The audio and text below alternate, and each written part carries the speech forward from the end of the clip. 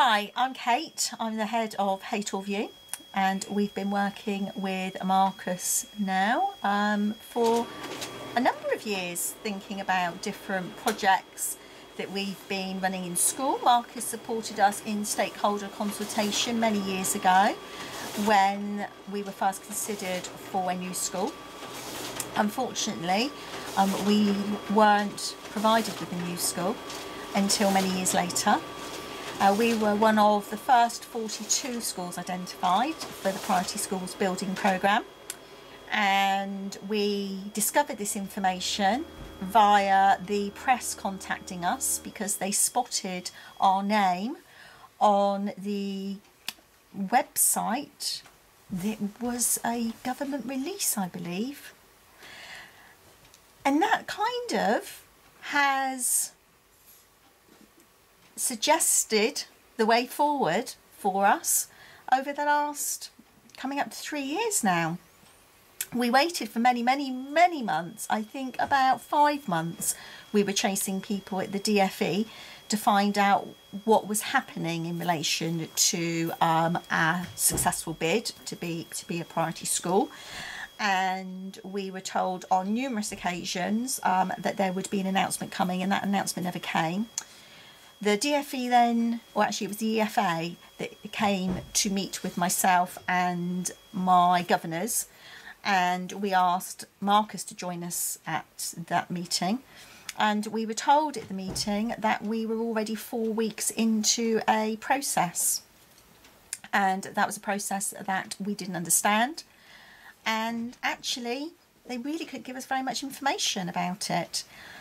There have been just weekly experiences, very similar, and what Marcus has enabled us to be able to do is begin to understand a process which is incredibly complex, incredibly time consuming, driven by a range of organisations that don't necessarily have any understanding of school provision or learning, and isn't, in my opinion, driven with the end user at the heart.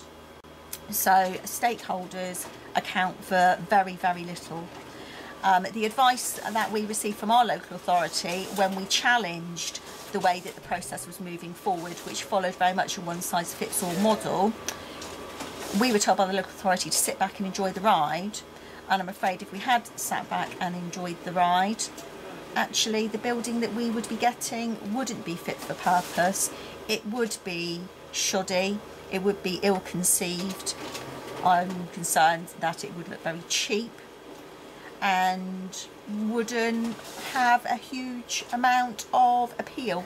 So with the feasibility, we were invited to travel to London. Our school is in the southwest. We were given, I believe, 5 days notice that we needed to get ourselves from school to London at Christmas time.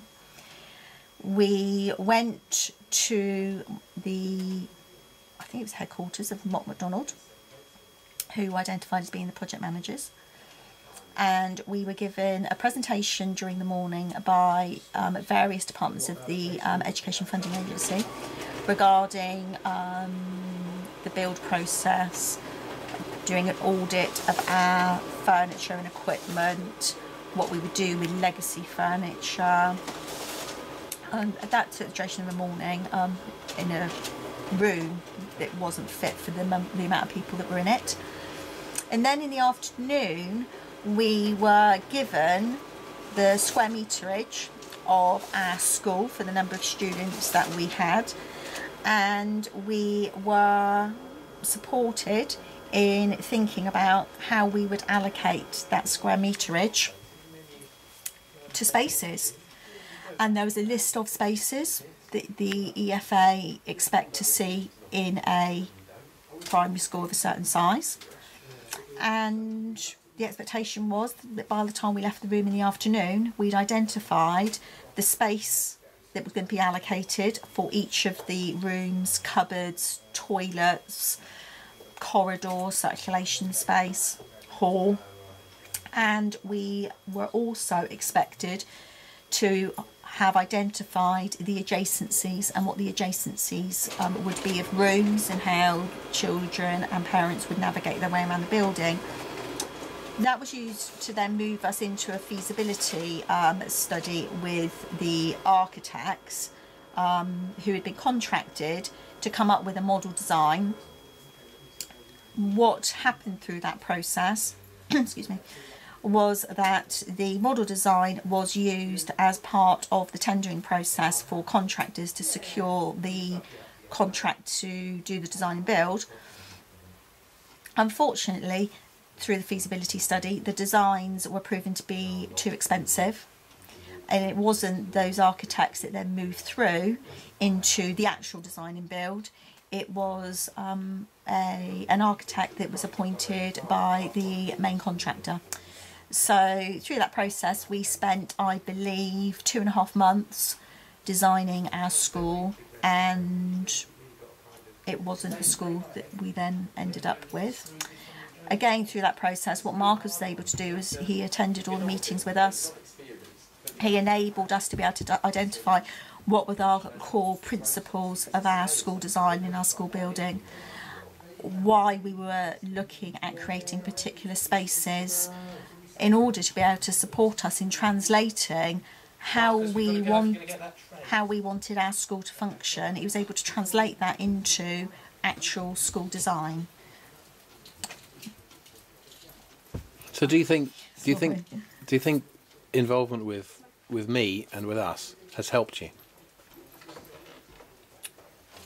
Words cannot describe the extent to which the support of Marcus and Brightston Square has not just held our hands through this process, but very firmly held us by the shoulders and just led us and navigated us through the process. It's a process for which, as school leaders, we're not equipped to manage.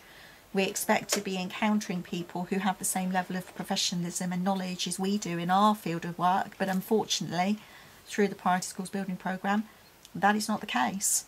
And there is a huge amount of expectation on decisions that we have to make, and the checks and balances really that need to happen in relation to the project that we expect other people to be doing, but actually that isn't the case. You cannot rely on anybody. You have to be in charge of the process yourself. And what Mark is able to do is ensure that you're spending your time and consideration on the right things. And so honestly, and I know I'm holding a camera, but what would you say to other people who sort of think, should we or should we not use somebody like us? Don't even need to think about it. Just get on with it. Because if you don't, then you will not end up with the school that you and your stakeholders are entitled to. It's a one-in-a-lifetime opportunity. And what I've learned through the process is that if you haven't got somebody such as Marcus supporting in his company supporting you through the process, then not only have you missed an opportunity, effectively taxpayers' money will get wasted.